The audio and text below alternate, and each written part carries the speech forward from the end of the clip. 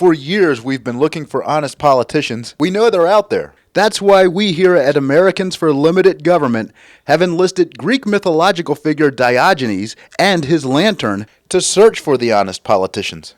Diogenes searched and searched and, wait a minute, he found someone.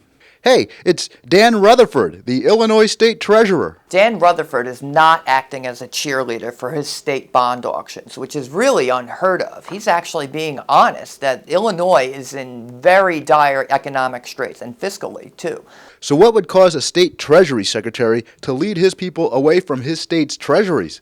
ALG's Robert Romano explains how severe the state's problems are. $45 billion in debt, an A1 bond rating, which is really the worst in the country. They're topped only by California in terms of being fiscally irresponsible. And what's remarkable is that the bonds are yielding about 5% right now in interest. You'd think it would be much more than that. And he's going out to lenders and saying, listen, you guys are lending us way too much money. We're spending too much money. We're borrowing too much money.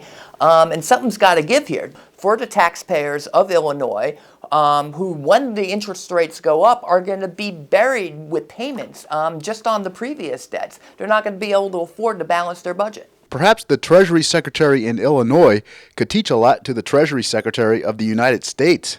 Rutherford's honesty is what we need from the U.S. Department of Treasury with a $14.3 trillion national debt.